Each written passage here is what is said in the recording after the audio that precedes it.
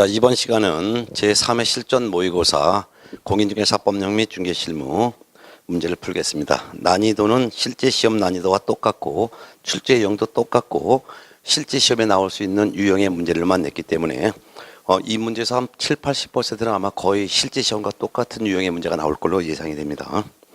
1번부터 보겠습니다. 1번에서 옳은 설명은 1번에서 틀린 것은 이 법은 공인중개사의 업무 등에 관한 사항을 정하여 그 전문성을 제고하는 것은 맞는데요. 부동산 중개업을 규제하는 것이 아니라 부동산 중개업을 건전하게 육성하여라고 해야 되겠죠. 그래서 틀린 거고 2번이 답입니다. 이 법은 중개업에 관한 기본법이지만 민법의 특별법이죠. 답은 2번. 3번에서 틀린 것은 이 법령상 각종 서식은 대통령령이 아니라 국토교통부령으로 정하며 또한 4번 중개계약이란 거래 당사자 간의 합의를 말하는 것이 아니라 거래 당사자 간의 합의는 거래계약이고요. 중개계약이란 의뢰인과 개공 간의 중개에 관한 합의를 말합니다. 5번 중개행위는 재산상의 법률행위가 아니라 재산상의 법률행위의 성립을 보조하는 사실행위죠. 그 다음에 이제 2번에서 틀린 것을 봅니다. 1번인데요. 중개업이란 이 법에 의한 중개업이라 함은 이 법 제3조 규정에 의한 중개대상물에 대하여 거래 당사자 간의 매매 교환 임대차 그 밖의 권리의 득실 변경에 관한 행위를 알선하는 것을 말한다. 이거는 중개라는 정의고요. 중개업이란 다른 사람의 의뢰에 의하여 일정한 보수를 받고 중개를 업으로 행하는 것을 중개업이라고 합니다. 그 다음에 3번에서는요. 중개대상물에 대한 설명 중 옳은 것은 기억번은 1필지 토지의 일부도 지상권 거래 대상이 될 수 있으므로 옳은 말인데 니은번 명인 방법을 갖춘 수모입단은 중개대상물이 될 수가 있습니다라고 했습니다. 그것도 맞습니다. 그 다음에 이제 디귿번 이 법상 중개대상물인 건축물은 건축법상 건축물로 한정하는 것이 아니라 민법상 건축물로 한정하기 때문에 틀린 것이며 그 다음에 이제 리얼번 소유권 보전 등기가 경유된 수목의 집단 이게 바로 임목인데요. 중개대상물 되는 거 맞습니다. 미음번 가압류가 설정된 토지는 중개대상물이 될 수 없다. 틀린 거죠. 결국 옳은 것은 기역, 니은, 리을 답은 5번이 되겠습니다. 4번에서는요. 공인중개사 정책심의위원회에 관한 설명 중에서 틀린 것은 2번인데요. 위원장은 국토교통부 장관이 되는 것이 아니라 위원장은 국토교통부 제1차관이 됩니다. 그리고 위원은 국토교통부 장관이 임명 위촉하죠. 틀린 건 2번입니다. 6번에서 옳은 것을 보겠습니다. 1번 시도지사가 직접 시험 문제를 출제하거나 시행하고자 할 때 공인중개사 정책심의위원회 의결이 있어야 되지 않습니다. 국토교통부 장관이 직접 시험을 시행하고자 하거나 시험 문제를 출제할 때나 사전에 심의위원회 의결이 있어야 되는 것이고 시도지사가 직접 시험 문제를 출제하거나 시험을 시행할 때는 심의위원회 의결 필요 없습니다. 2번 징역형의 집행유예 받고 그 기간 중에 있는 자는 공인중개사가 될 수 없는 것이 아니라 될 수가 있습니다. 공인중개사가 될 수 없는 사람은 자격 취소 후 3년이 되지 아니한 자와 시험에서 무효 처분받고 무효 처분일로부터 5년이 경과되지 아니한 자만 공인중개사가 될 수 없으며 그 외의 자는 공인중개사가 될 수 있습니다. 3번에서는요. 자격증 교부는 국토교통부 장관이 교부하는 것이 아니라 시도지사가 교부하는 것이기 때문에 틀린 것이며 4번 정답인데요. 무자격자가 거래 성사시켜 작성한 계약서의 개공이 자신의 인감을 날인하는 경우 이는 자격증의 대여행위에 해당합니다. 정답은 4번이죠. 5번에서 틀린 것은요. 무자격자로 하여금 공인중개사 명의로 마친 등록을 마친 개공의 사무소에 경영에 관여하고 자금을 투자하고 그로 인한 이익을 분배받는 것만으로는 자격증이나 등록증을 대여한 것이라고 할 수가 없다라고 해야 되겠죠. 그래서 옳은 것은 4번입니다. 6번에서요. 법인이 중개사무소 개설 등록을 하려는 경우 설명 중에서 옳은 것을 골라보는데요. 기억번 중개업 및 주택의 분양 대행을 영위할 목적으로 설립된 협동조합 기본법 2조 1호에 규정된 협동조합은 이거 개설 등록할 수 있습니다. 맞죠? 참고적으로 사회적 협동조합은 개설 등록할 수 없습니다. 따라서 개설 등록을 할 수 있는 법인은 상법에 규정되어 있는 회사, 즉 주식회사, 유한회사, 합자회사, 한명회사 또는 유한책임회사 이거나 협동조합 기본법 2조 1호에 따른 협동조합이면은 중개사무소 개설 등록을 할 수가 있고요. 사회적 협동조합은 등록을 할 수 없습니다.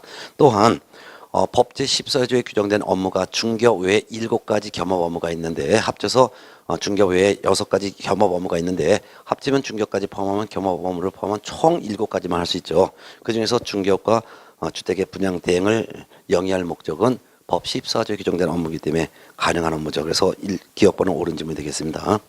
니은번 대표자를 제외한 임원이 3명이라면 그중 2명이 공인중개사여야 된다? 아니죠. 대표자를 제외한 임원의 3분의 1만 공인중개사하면 됩니다. 그래서 1명이 공인중개사이면 됩니다. 2명이 공인중개사여야 되는 것은 아니죠. 그래서 니은번은 틀렸고, 디귿번 대표자 임원 사원의 실무교육 수료증 사본은 실무교육 업무를 위탁받은 기관 단체가 실무교육 수료 여부를 등록관청이 전자적으로 확인할 수 있도록 조치했다면 제출하지 않지요. 맞고요. 리을번 등록 신청하는 때는 대표자 및 공인중개사인 임원 사원의 자격증 사본과 법인 등기사항 증명서를 등록관청에 제출하지 않습니다. 제출하는 게 아니라 제출하지 않습니다. 그래서 틀린 거고, 미음은 등록을 신청하는 때 제출하는 서류는 전자문서로 할 수가 있습니다. 옳은 질문이죠. 결국 옳은 것은 기역, 디귿, 미음 3개고 답은 3번이 되겠죠. 예.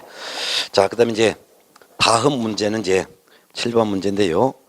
중개사무소 개설 등록 결격사에 해당하는 자를 모두 골라보니까 기억번 파산 선고받고 복권되지 아니한 자 결격사유자죠. 결격사유자가 임원이면 그 임원도 결격사이고 그 결격사유자가 임원으로 있는 법인도 역시 결격사에 해당되죠. 결격사에 해당되는 건 맞습니다. 니은번 개인회생 신청한 후 법원의 인가 결정을 받은 공인중개사는 파산자가 아니므로 결격사에 해당하지 않습니다. 디귿번 징역형의 선고유예를 받고 유예기간 중에 있는 자도 선고유예는 결격사유가 아닙니다. 리을번 금고형의 집행유예를 받고 그 유예기간 중에 있는 자는 결격사에 해당됩니다. 그 다음에 미음번 형법상 폭행죄로 300만 원의 벌금형 선고받고 3년이 경과되지 아니한 공인중개사는 결격사에 해당되지 않습니다. 벌금형 선고받은 자가 결격사에 해당되려면 공인중개사법을 직접 위반하여 300만 원 이상의 벌금형을 선고받아야지만 벌금형 선고받은 그날부터 3년의 결격사유가 적용되는데 공인중개사법이 아닌 형법을 위반하여 벌금형 선고받은 경우는 벌금액과 관계없이 결격사에 해당하지 않습니다. 결격사에 해당하는 사람은 기억번, 리을번 2개 답은 2번이죠. 8번에서 고용인에 관한 설명 중에서 틀린 것은 5번인데요. 5번 고용인의 중개업무상 고의과실이 없는 경우에도 거래 당사자가 재산상의 손해를 입었다면 고용인을 고용한 개공은 손해를 배상해야 된다. 배상할 책임이 없습니다. 고용인이 중개업무상 고의과실이 없으면 고용인도 배상 책임이 없고 고용인을 고용한 개공도 역시 배상 책임이 없습니다. 정답은 5번이죠. 그 다음에 9번 문제. 개공의 업무 범위에 관한 설명 중에서 옳은 것은 1번인데요. 1번 모든 개공은 개공을 대상으로 한 중개업의 경영기법 제공 업무 다 할 수 있죠. 맞습니다.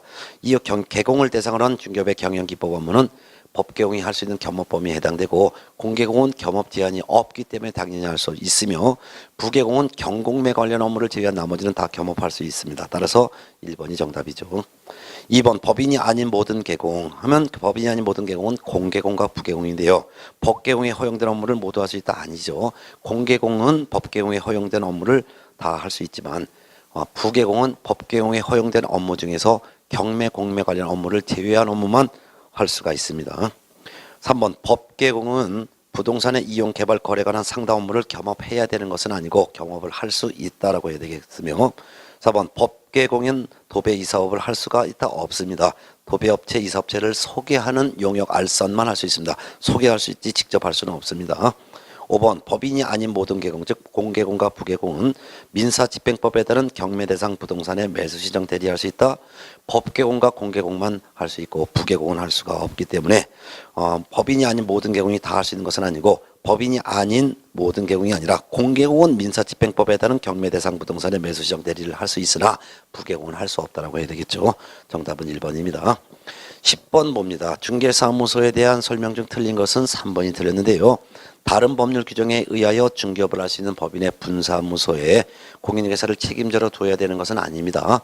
법개공의 분사무소에는 공인중개사를 책임자로 둬야 하지만 다른 법률 규정에 따라 중개업을 할 수 있는 법인의 분사무소에는 공인중개사를 책임자로 두지 않고 자격이 없는 자를 책임자로 둘 수도 있습니다. 정답은 3번이죠. 11번 문제 봅니다. 인장 등록에 관한 설명 중에서 옳은 것을 골라봅니다. 기억번 소공의 인장 등록은 소속 공인중개사 고용신고서 제출할 때 같이 할 수 있죠. 맞고 네번 소공은 등록한 인장을 변경한 때는 변경일로부터 7일 내 그 변경된 인장을 등록관청에 등록해야 합니다. 맞지요. 그 근데 디귿번 인장 등록은 전자문서로 할 수 없다. 들었습니다. 인장 등록 및 등록 인장의 변경 등록은 전자문서로 할 수도 있습니다. 1번 법개공은 상업등기 규칙에 따라 신고한 법인의 대표자 인장을 등록하는 것이 아니라 상업등기 규칙에 따라 신고한 법인의 인장을 등록해야 됩니다. 옳은 것은 기역, 니은 두 개고 답은 1번이죠. 12번 문제 봅니다. 개공의 휴업, 폐업 신고에 관한 설명 중 틀린 것은 5번이 들렸는데요. 5번 휴업, 폐업 신고는 전자문서에서 할 수 있다. 없습니다. 휴업 신고나 폐업 신고할 때는 신고서에 등록증 원본을 첨부해야 되죠. 분사무소가 휴업, 폐업할 때는 신고필증 원본을 첨부해야 합니다. 따라서 휴업과 폐업 신고는 전자문서로 할 수 없습니다. 그렇지만 휴업한 중개업의 재개 신고와 기간 변경 신고는 전자문서로 할 수 있습니다. 정답은 5번이죠. 13번 문제 보겠습니다. 전속중개계약에 관한 설명 중 틀린 것은 4번이 틀렸는데요. 전속개공은 소유권, 전세권 등 권리관계와 각 권리자의 주소, 성명 등 인적사항을 공개해야 된다. 소유권, 전세권 등 권리관계는 공개해야 합니다. 그렇지만 각 권리자의 주소, 성명 등 인적사항은 공개하면 안 됩니다. 정답은 4번이죠. 14번 문제. 확인 설명 의무에 관한 설명 중에서 옳은 것을 봅니다. 1번 개공은 중개가 완성된 때에 권리관계 등 사항을 확인하여 이를 권리를 취득하려는 의뢰인에게 성실 정확하게 설명해야 된다. 설명은 중개가 완성된 때 하는 것이 아니라 중개가 완성되기 전에 설명해야 됩니다. 틀린 거고요. 2번 개공은 확인 설명을 위하여 필요한 때는 거래 당사자에게 중개 대상물에 관한 상태에 관한 자료를 요구할 수 있는 것이 아니라 매도인, 임대인 등에게 상태에 관한 자료를 요구할 수 있습니다. 거래 당사자가 아니라 매도인, 임대인에게 자료 요구할 수 있죠. 3번 개공은 매도 의뢰인이 중개 대상물의 상태에 관한 자료 요구에 불응한 때는 그 사실을 매수 의뢰인에게 설명하고 확인 설명서에 기재를 해야 합니다. 옳은 지문이죠. 정답 3번이에요. 4번 개공은 중개가 완성되어 거래계약서를 작성하는 때는 확인해서 설명한 사항을 서면으로 작성하여 거래 당사자에게 교부합니다. 그런데 5년 동안 그 사본을 보존하는 것이 아니라 그 사본이란 확인 설명서입니다. 3년간 그 사본을 보존해야 되겠죠. 5년이 아니라 3년입니다. 5번 확인 설명서는 개공이 서명 또는 날인하되 틀렸죠. 서명 및 날인하되라고 해야죠.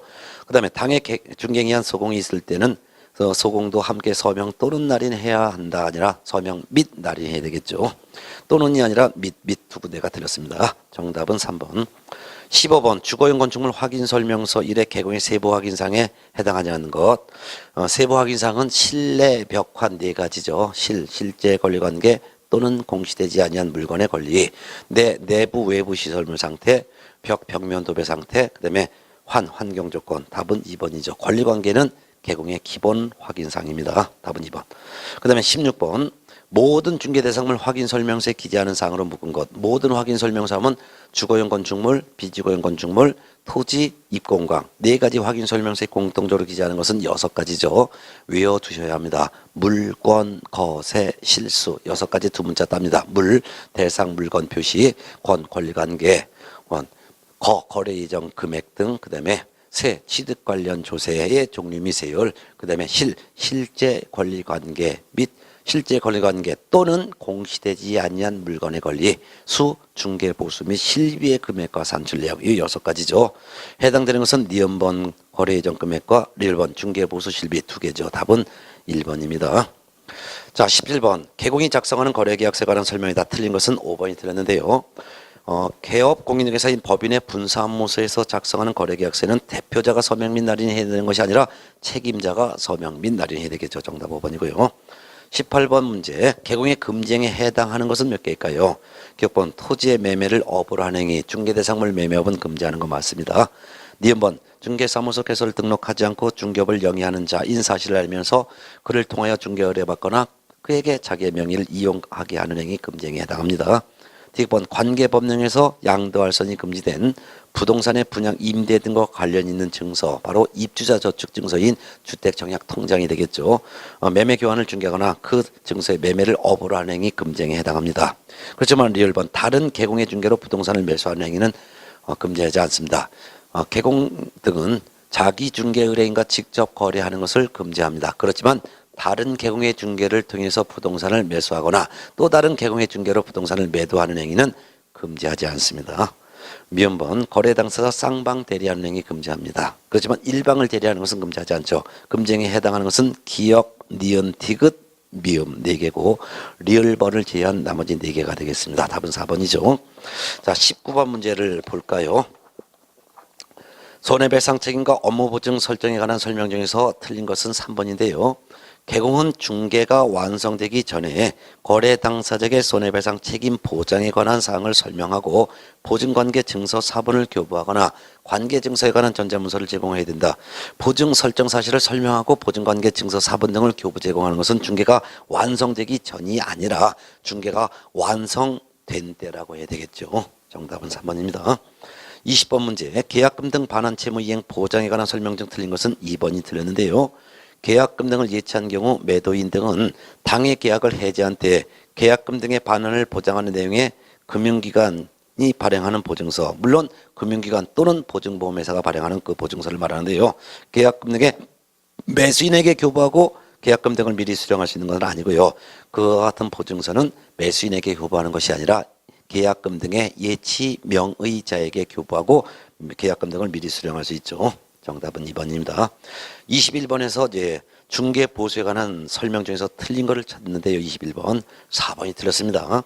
중개 보수 즉위 시기는 개공과 의뢰인 간의 약정에 따르는 거 맞습니다. 근데 뒷짐은 약정이 없을 때는 중개가 완성된 날로 하는 것이 아니라 거래대금 지급이 거래대금 등을 지급한 날입니다. 거래대금 지급이 된 날, 거래대금 지급한 날입니다.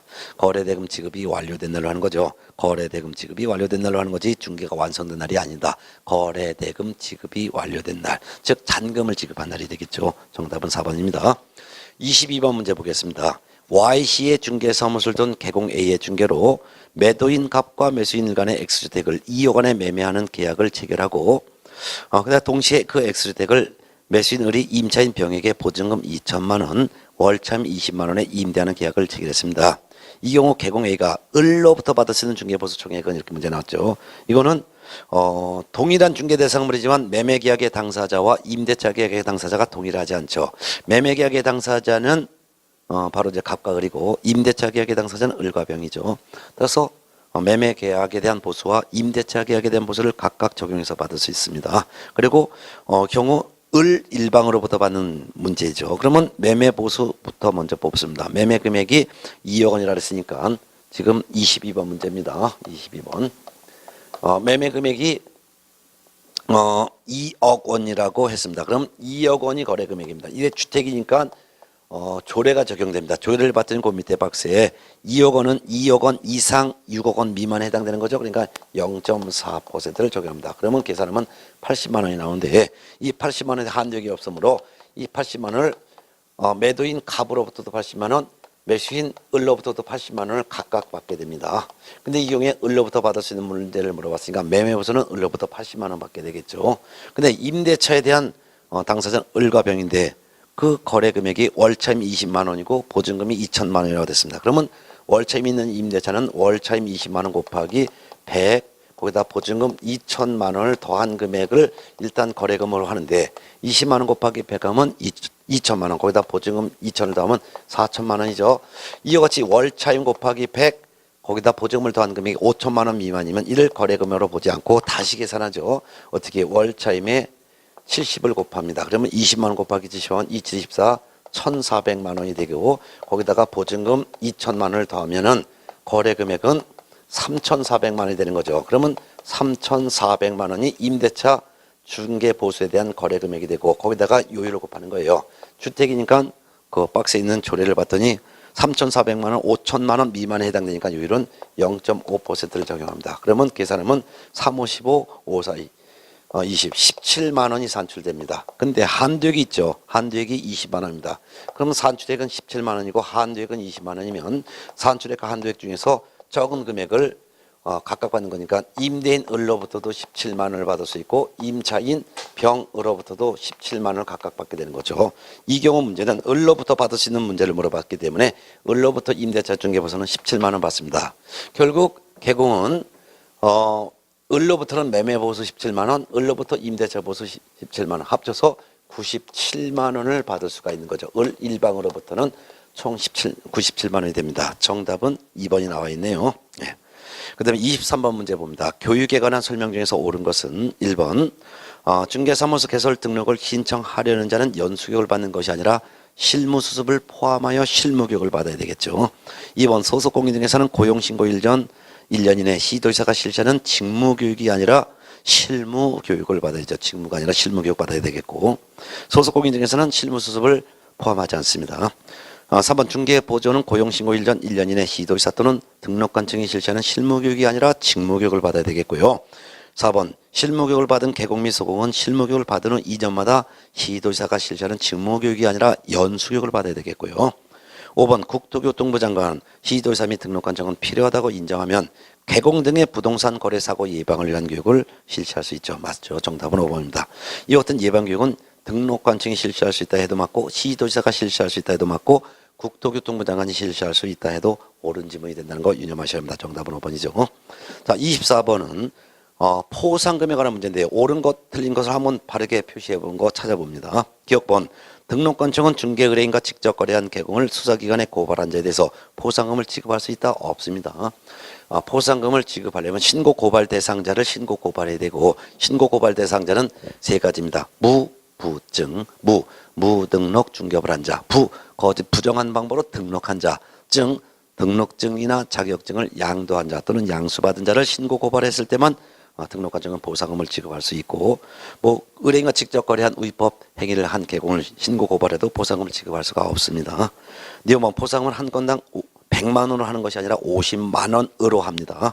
지금 보상금은 그 신고 고발 사건에 대해서 검사가 공소를 제기한 경우에 하나에 지급하는 것이 아니라 검사가 공소를 제기하거나 또는 기소유예 결정을 한 경우에 하나에 지급합니다. 검사가 공소 제기하거나 또는 기소유예 결정을 한 경우에 하나에 지급한다. 10번 등록관청은 하나의 사건에 대해서 2건 이상의 신고 또는 고발이 접수됐을 때는 최초로 신고 고발한 자에게 보상금을 지급하죠. 그럼 결국은 리을번 하나만 맞습니다. 결국 기역, 니은, 티그 세 가지는 틀리고 리을번만 맞으니까 답은 3번이 되겠네요. 자, 그 다음에 이제 25번 문제 한번 볼게요. 공제사업을 하는 협회에 관한 설명 중에서 틀린 것은 1번이 틀렸는데요. 1번 협회는 회원 300인 이상이 발기되어 정관을 작성하여 창립총회 의결을 거치는 건 맞습니다. 그런데 국토교통부 장관의 허가를 받는 것이 아니라 인가를 받죠. 인가를 받아 주된 사무소 소재지에서 설립 등기함으로써 성립합니다. 허가가 아니라 인가라고 해야 되겠죠. 정답은 1번. 자, 26번 문제. 26번 문제는 협회가 공제사업을 제대로 하지 않았을 때 이거 국토교통부 장관이 잘해봐라라는 시정조치를 명할 수 있는 사유가 아닌 거를 찾는 건데, 이거 잘해봐라는 시정조치예요. 근데 1번 공제사업의 중단은 잘해봐라는 시정조치가 아니라 이거는 개선 시정조치가 아니고 하지 못하게 막는 거기 때문에 1번 공제사업의 중단 조치는 명할 수가 없습니다. 정답은 1번이죠. 27번 문제. 행정처분에 관한 설명 중에서 틀린 것은 5번이 틀렸는데요. 폐업 신고 전에 개공에 대하여 행한 업무정지 처분의 효과는 그 폐업 신고일부터 1년간 다시 중개사무소 개설 등록한 자에게 승계한다.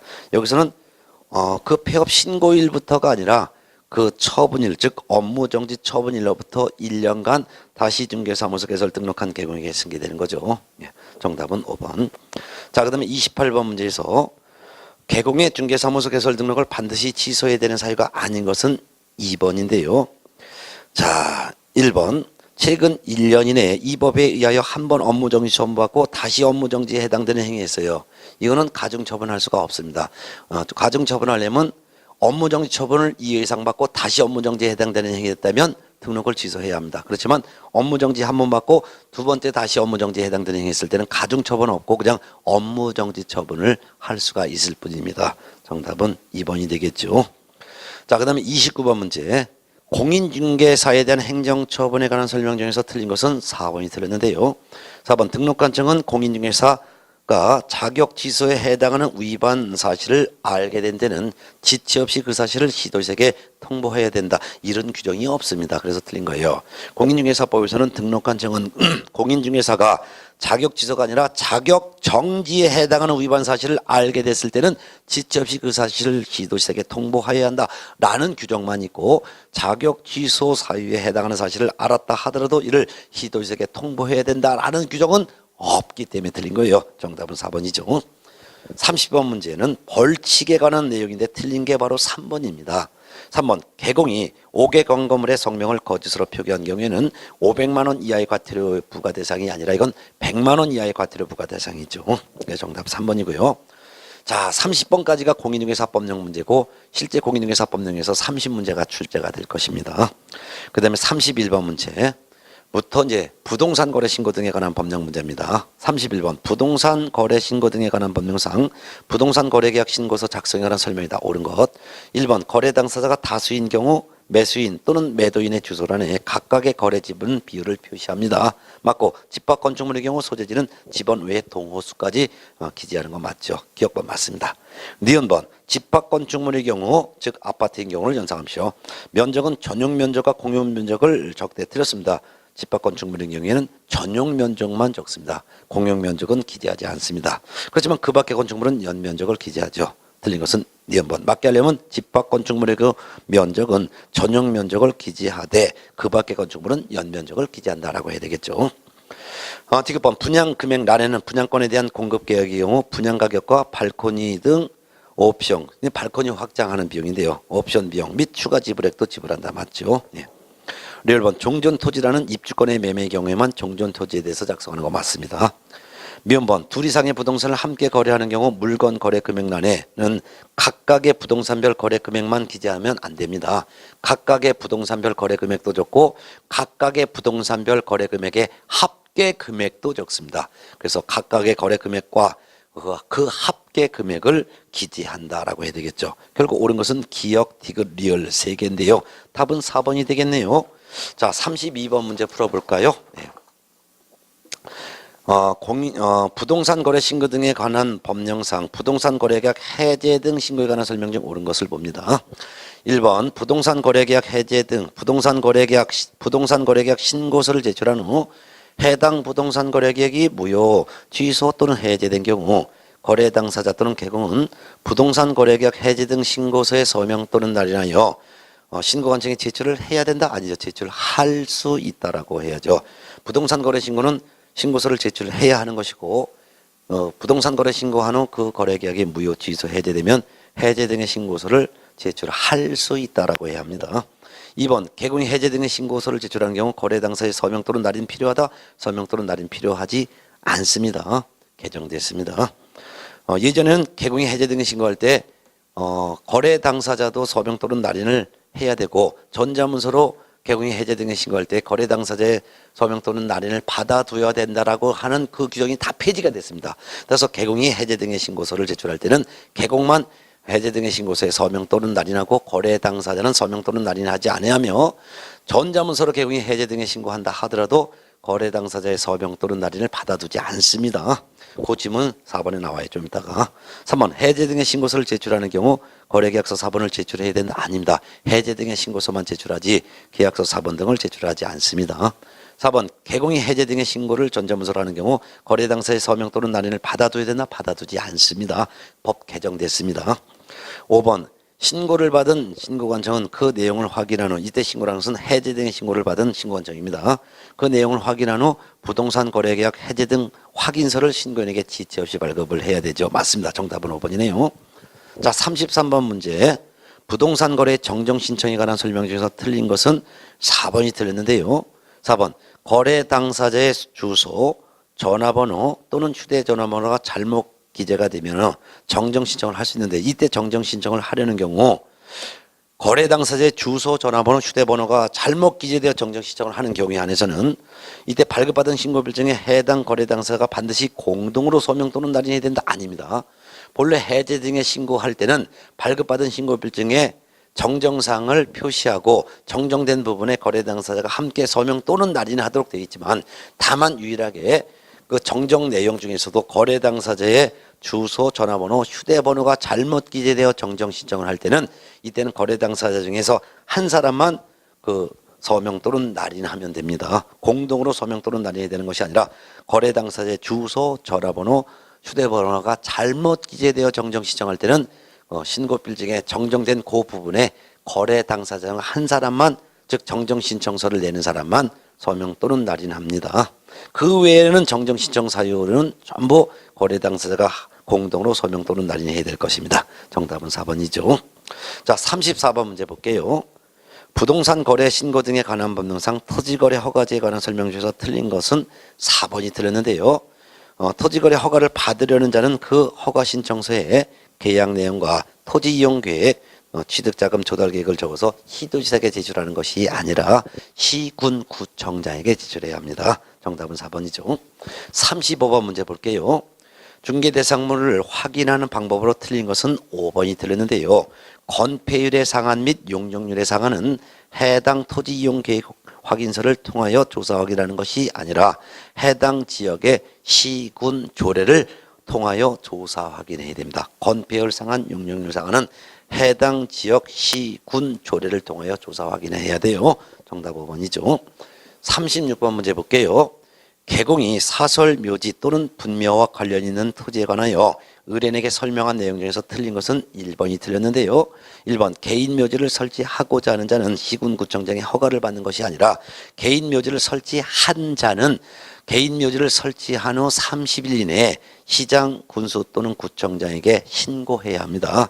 그렇지만 개인 묘지를 제외한 나머지 가족묘지, 종중문중묘지, 법인묘지를 설치하고자 하는 자는 시군구청장으로부터 허가를 받아야 할 것입니다. 정답은 1번이죠.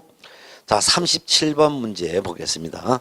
개공이 갑소유의 X주택을 을에게 임대하는 임대차 계약을 중개하면서 양 당사자에게 설명한 내용이다. 옳은 것은 결국 갑이 임대인이고 을이 임차인이 되는 거예요. 1번 임차인 을이 소액 임차인인 경우 최우선 변제권은 주택가액, 물론 대지가액을 포함한 주택가액의 3분의 1에 해당하는 금액까지만 최우선 변제권이 인정된다? 아니죠. 2분의 1까지만 인정됩니다. 3분의 1이 아니라 2분의 1. 그 다음에 2번 임차권 등기 명령에 따라 임차권 등기가 되었더라도 X주택의 점유를 상실하면 임차인으로는 대항력을 잃는다? 잃지 않습니다. 임차권 등기라는 방법으로 해서 대항력과 우선변제권 공시가 다 되어 있기 때문에 대항력 우선변제권이 그대로 인정받습니다. 따라서 점유를 상실하더라도 종전에 취득한 대항력과 우선변제권은 그대로 존속합니다. 잃지 않습니다.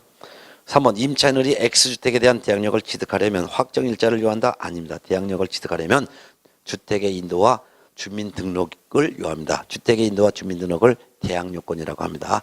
확정일자까지 요하지는 않습니다. 그렇지만 후순위 경매시 후순위 권리자의 우선에서 보증금을 변제받기 위해서는 대항력도 갖춰야 되고 임대차 계약 증서의 확정일자도 갖춰야 됩니다. 4번 임차인이 대항력을 취득한 후 X주택이 병에게 매도되어 소유권 이전 등기가 격려된 다음에 임차인이 주민등록을 다른 곳으로 옮겼다면 이 주택을 매수한 병의 보증금 반환 채무는 소멸한다? 소멸하지 않습니다. 그 이유가 이 임차주택을 매수한 병은 임대인의 지위를 그대로 승계하기 때문에 임대차 기간이 끝날 때 보증금을 반환해야 될 의무도 그대로 승계하는 것이죠.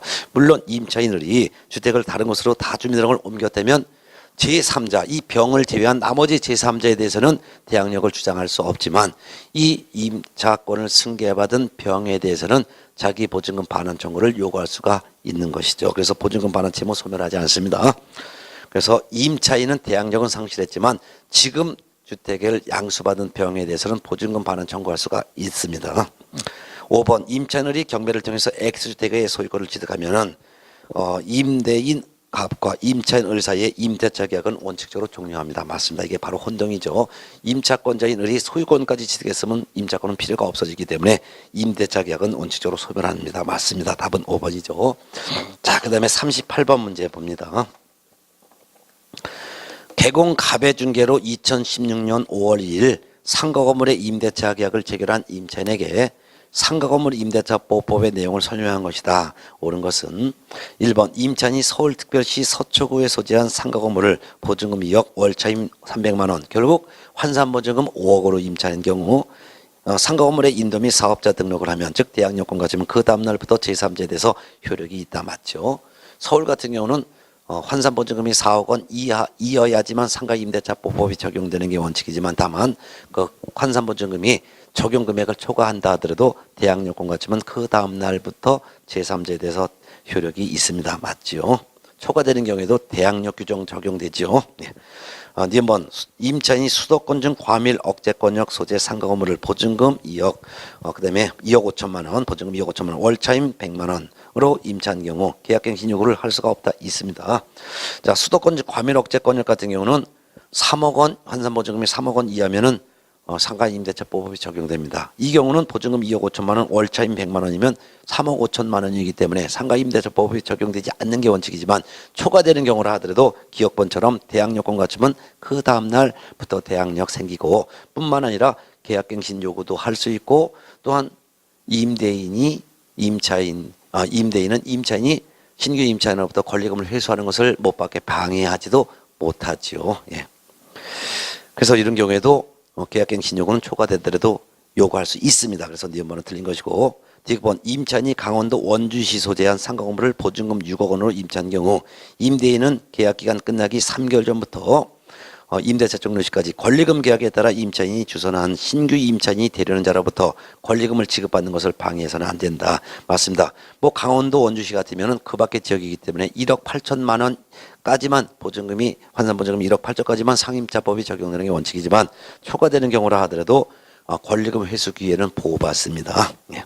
그래서 기역, 니은, 디귿 꼭 알아두셔야 돼요. 그래서 환산 보증금이 적용 금액을 초과하는 경우라 하더라도 기업법처럼 대항력권 갖추면 그 다음 날부터 대항력 생기고 또한 환산 보증금이 그 적용 금액을 초과하는 경우에도 역시 계약갱신 요구를 할 수 있으며 또한 지급법처럼 환산 보증금이 적용 금액을 초과하더라도 임차인이 신규 임차인으로부터 권리금 회수하는 것을 임대인은 방해하지 못한다는 거 이거 꼭 세 가지도 외워두시고 그 외에도 상가 임차인의 차임 연책이 3기에 달하고 있으면은 초과되는 금액도 상가 임대는 계약을 해지할 수가 있습니다. 이것도 좀 알아두세요. 리을번 임차인이 인천시 강화군 소재한 상가 건물, 강화군이니까 인천이라 하더라도 그 밖의 지역이므로 1억 8천 이하가 상임자법이 원칙적으로 적용되는 거죠. 리을번 임차인이 인천광역시 광화군 소재 상가 건물을 보증금 2억 원으로 임차한 경우 대항력과 임대차 계약서의 확정일자를 받으면 동건물 경매 시 후순위 권리자 그 밖의 채권자보다 보증금을 우선해서 변제받을 수 있다 없습니다. 이거는 초과되기 때문에 이건 보호받지 못합니다. 초과되는 경우에도 보호받는 것은 기역번 대항력권 갖추면은 그 다음날 대항력이 있다. 니은번 계약갱신 요구할 수 있다. 디귿번 권리금 회수 보호받는다. 그 다음에 네 번째는 차임 연책이 3기에 달하고 있으면 임대는 계약을 해지할 수 있다.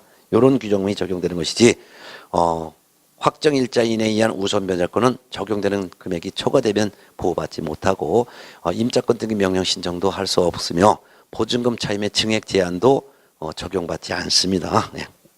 몇번 임차인이 신규 임차인으로부터 받을 수 있는 권리금을 지급받지 못하도록 임대인이 방해하여 임차인에게 손해가 발생한 경우 그 배상 청구권은 임대차가 종료된 날부터 1년 이내 행사하지 않으면 시효로 완성으로 소멸한다. 1년이 아니라 3년 이내 청구하지 않으면은 시효 완성으로 소멸하죠. 결국 옳은 것은 기역번과 디귿번 두 개 답은 3번입니다. 자, 39번 문제 봅니다. 민사집행법상 부동산 경매관에서 설명한 내용 중 틀린 것은 4번이 틀렸는데요.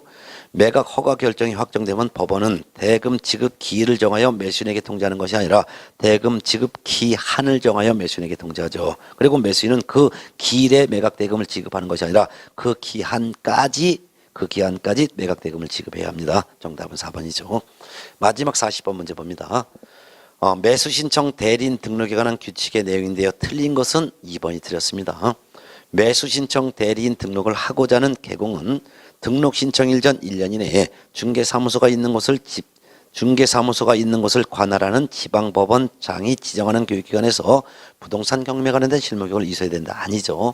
매수 신청 대리인 등록은 중개사무소를 두려는 지방법원장에게 매수신청 대리인 등록해야 되죠. 그래서 매수신청 대리인 등록은 중개사무소가 소재하는 지방법원장에게 매수신청 대리인 등록을 하는 것이고 매수신청 대리인 등록 신청하기 전에 미리 경매에 대한 실무교육을 받아야 되는데 경매 관련된 실무교육은 법원 행정처장이 지정하는 교육기관에서 경매 관련된 실무교육을 이수해야 됩니다. 예.